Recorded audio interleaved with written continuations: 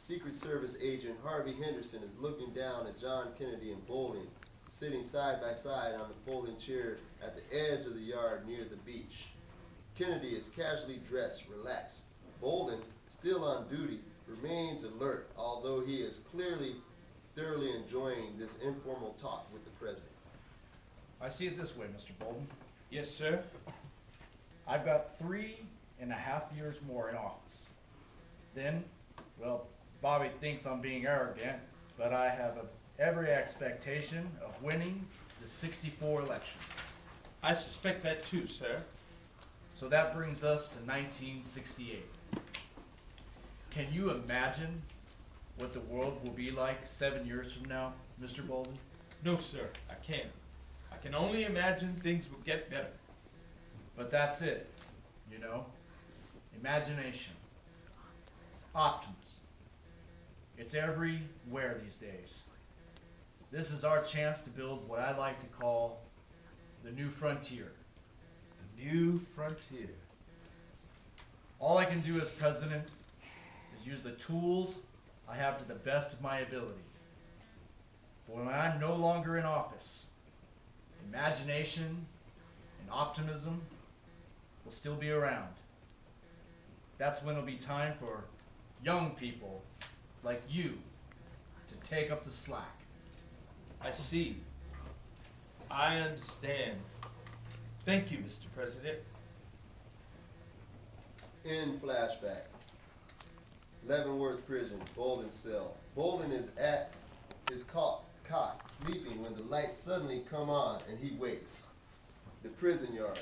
The men are milling about and gathered in groups. Bolden is alone, leaning against the wall, smoking, when Elijah comes up to him.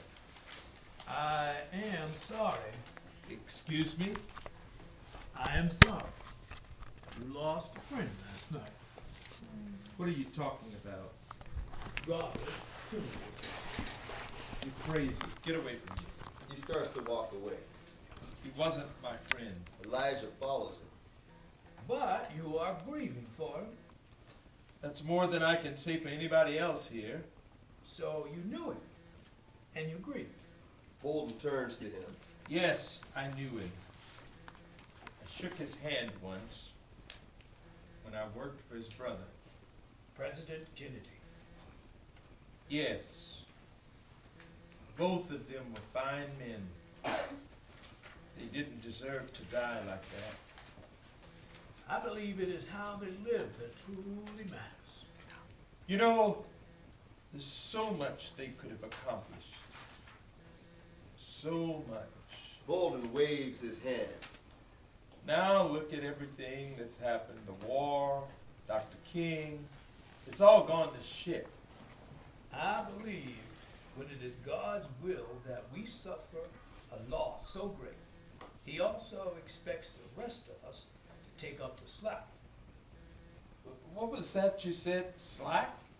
No matter what happens to us, we still have a duty to our brothers and sisters. Who are you to say what is God's will? Was it God's will that I try to do my job and get punished for speaking out? Didn't that Judge Perry, have a duty to set aside his naked prejudice against black men and try my case fairly? And not listen to the perjured testimony of criminals I was trying to bring to justice? But you probably have no idea what I'm talking about. I do. I know your story. You do? I watch the news. I pay attention. I know your story. Would you like to know mine? No. I'm sorry. Sure. You killed 2 men in a robbery. Elijah shakes his head. No. No. I was nowhere near that Midland City Bank that day. But you know, back then, one colored man was the same as another. How long did they give you? I'm here for life, son. With no hope for parole. Aren't you angry? Aren't you bitter? Oh, I was. I was at first. I shut myself off, concentrated on my own pain. Then after a while, I started to wake up and look around me. So you've been here all these years? I've been here since before you were born, son. And these men here are God's children, like all of us.